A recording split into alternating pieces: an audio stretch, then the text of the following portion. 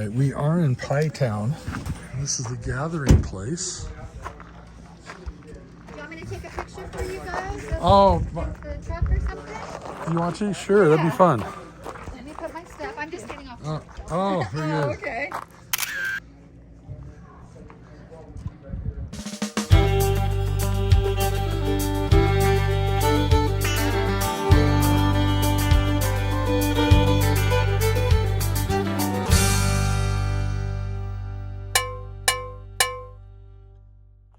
Okay, yes, Pie Town. Looks like rain. This place was amazing. The food was absolutely awesome, and these pies are amazing too. We haven't tasted the pie yet, but all the reviews say it's awesome, and I'm looking forward to tasting my New Mexico apple.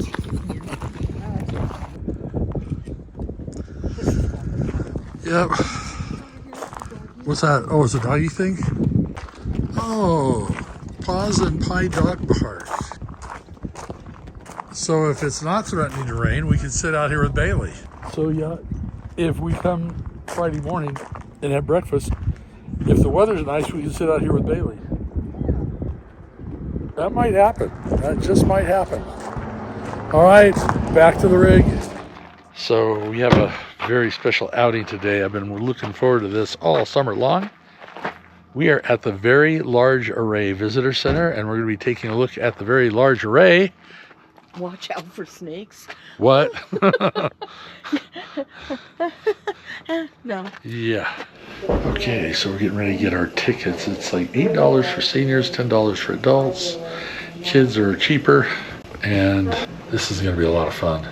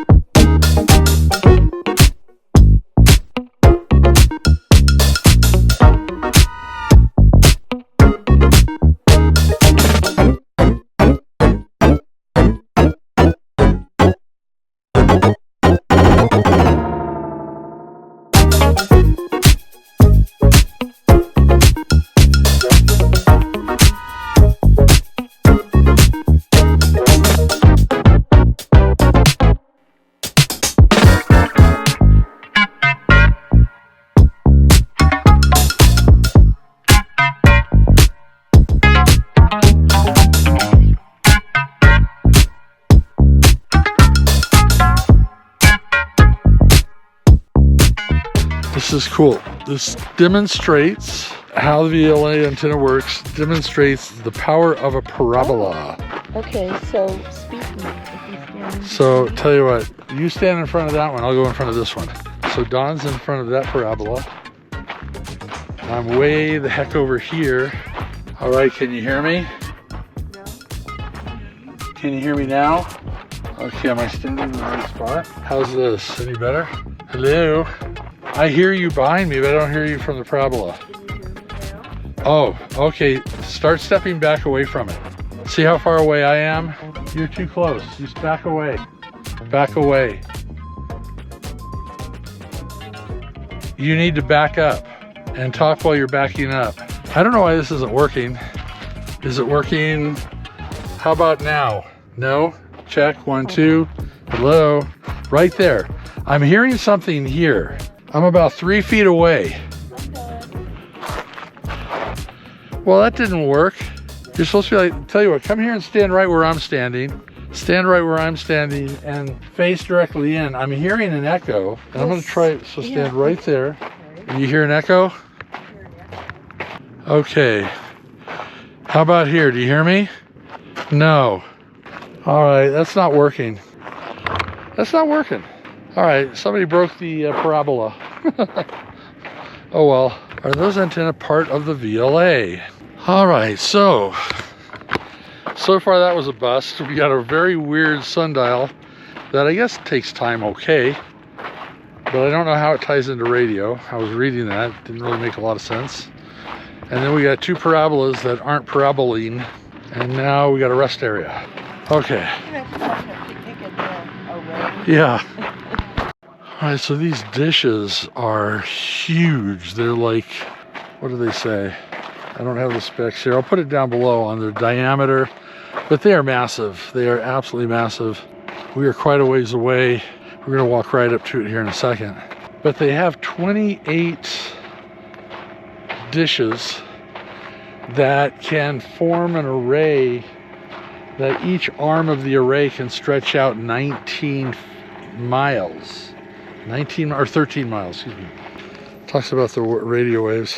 That is amazing. The Whirlpool Galaxy, one of the most famous. Yeah, some of their science that they're doing with this is they're taking visible light images with the Webb telescope, space telescope, infrared images from the Webb telescope, and then radio wave images from the VLA, and then putting them all together to come up with the whole spectrum. And it's fascinating, the images and the science they're finding out about it. So this is really cool. You kind of want to start going through the prime number sequence just because. Right here. Site was chosen for VLA because it is high, flat, and far from any city. That's the truth. And Great Pie 40 miles away. They didn't mention that. The plains of San Augustine offer flat area, permit proper placement, and easy movement of the antennas. Yeah. Apparently they move these antennas quite often. You know what? I think they're facing... Where did we drive in? I think they might have moved them since we got here. Yeah, because they weren't pointing that way. They were pointing to the right when we got here, so they already moved them since we got here. That's too bad. I'm hoping they move them again. I want to see these things move. This is really, really cool. Uh-oh. Come inside to admire the radio universe. You probably get a sound in here, right? Yeah. If I stand right in the middle. Hello. Oh, What's that? I got a hole. Okay. Sit here for a minute. Was I being bombarded with radio waves? Yeah, so let's see. How far could you go out? I don't think I remember. I used to remember them quite a ways out. You got 1, I don't know what you're talking about. 1, 3, 5, 7, 11, 13, 17, 23. And I'm trying to... Okay, anyways.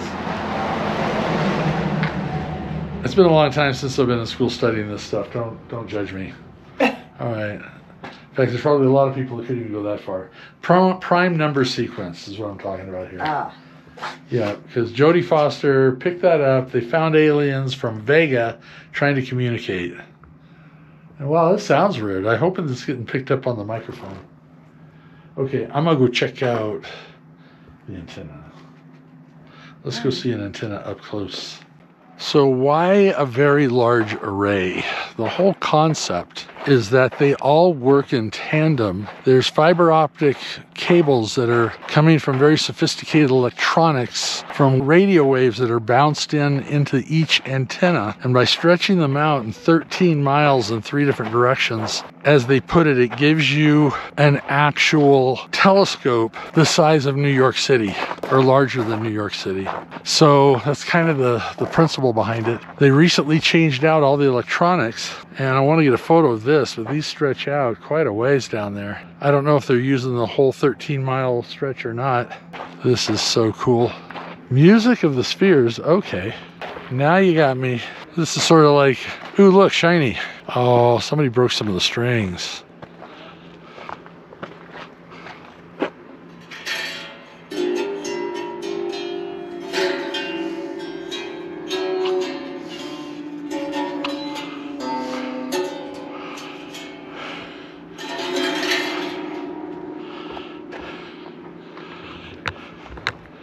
All right, maybe at one time it was in tune. Can't play it. Give you an idea how big this is. There's some people up there on the platform. Whoa. I think I need to hang on to something. I'm just getting dizzy filming straight up. Now, as far as the actual array, we're right there, and it goes miles. Oh, 27 large antenna, 22 miles in diameter. Now, they move these. They have a large transport vehicle that will roll up underneath. They will then lift up under the array, and they move these on these railroad tracks. Very cool how that works. Yeah, we can't go beyond this point. Oh my, that is so cool.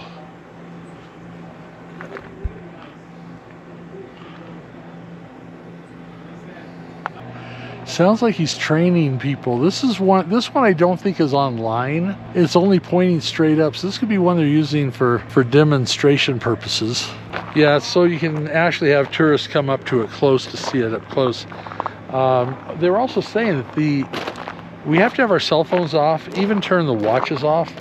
Dawn was able to go into airplane mode, but she had to shut off her Bluetooth and Wi-Fi because a signal coming from one phone is, I forgot how many billion times greater than the actual radio waves that are coming into the antenna from deep space. So we are causing a lot of interference with any electronic device you may have. Okay, we're gonna go up on the observation deck. Over there, right? Yep. So this is the supercomputer building we are in, and you can't really see inside too well. They got a lot of geeky stuff out there. So this is the hub of the VLA. Operations inside this control building. Operators are on duty controlling and monitoring the telescopes 24 hours a day, 7 days a week. More than 2,700 miles of Fiber optics. Wow. Noise. Now technically this should have been the building that Jodie Foster ran to, but I don't recall. I'm gonna have to watch the movie again. I don't think this was it, but this where it should have been in the movie Contact. Or maybe there was a different control center back there. 1997, it could have been a different location. So yeah, moving on to the other side of the tour area, down the stairs. So this building is where the supercomputers live. It's really pretty cool that all of that takes place in here. And they have the windows that look out over the array. They are able to maneuver and drive things. Ooh, I wonder if we can get a close-up. They moved that truck into position.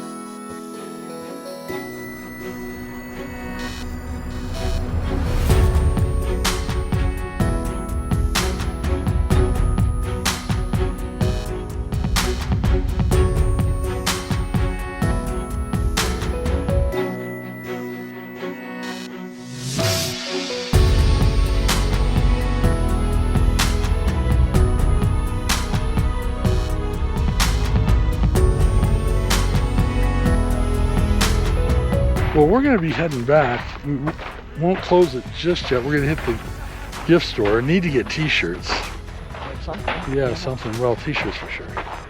All right, so to the gift shop.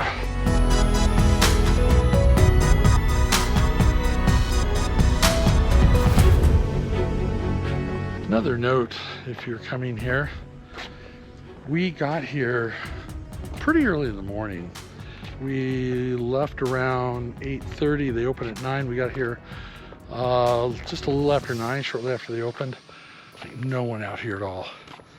So we pretty much had the whole place. There's quite a few people that just showed up in the last little bit, and it's a little afternoon now, or 12:30, closing in on 1. Yeah, so get here when they open. That's you have the whole place to yourself, and it's before any school tours show up too. So if you're so lucky to be here when there's a field trip for the local schools. Open house t-shirts. So this is the building where they do the work on the antennas, refurbishment, repairs. This one just came out. Yeah, it looks like it's got fresh paint on it. So this is the antenna assembly building, During the construction period from 1975 through 1980, the antennas were assembled in this building, and now it's used for service. Each antenna will be brought in once in every 3 to 4 years for repair. Now, we saw the actual transport vehicle at that other antenna, and the max speed while loaded is 4 miles per hour, and when it's empty it can go up to 10 miles per hour, so a little bit faster than the transports they use for the Saturn V rockets by a lot. It has 4 radial hydraulic motors, 400 total horsepower. And it says it'll typically take about 2 hours to move an antenna from one station to another. Once repositioned, the antenna can be placed in operation in as little as 15 minutes after being connected to the system. It's funny they said that because we did see them dropping one off at the other end down there, and it started moving shortly after that, along with the rest of the array. So yeah, it doesn't take long for them to get those things back online. This part of the tour you have to drive to. Don't be shy. Turn right on that road, not left, to go back to the main highway, and you'll be back here. I'm sorry, I'm just awestruck. This is such a cool place. One other thing I want to bring up. They talked about the new antennas. We saw the one being set up. Hopefully I can find a picture. I'll put one in here of what the new antenna will look like. They are a permanent structure as far as where they are based. So there are a number of them that will be out here in this valley, but to get even a maximum array, like this one, you have that however many mile diameter of all of them, 20, 22 miles, whatever it said. This is going to have them all over the country. So you'll have like an antenna in Texas, so you'll have antennas in Arizona, Colorado. Yeah, they're going to be spread out all over, and therefore making this an antenna about the size of the face of the United States. So very, very cool concept. Can't wait till that one gets online. All right, moving on. Well, we didn't shoot inside the books of the store because too many people are in there. But we got our t-shirts. Yes, we did. So we're going to end this video right here. And I can't see because it's like blinding out. You don't here. need to see. We're in there. We're there. Okay. So anyways, make sure you hit the subscription button. And hit that bell, let you know when we post every Sunday at 2. Thumbs up for good measure. And we will see you on the road. Slancha. And may the force be with you. Wrong franchise. Oh well. Just remember, if we're the only ones on the universe, that's a lot of wasted space.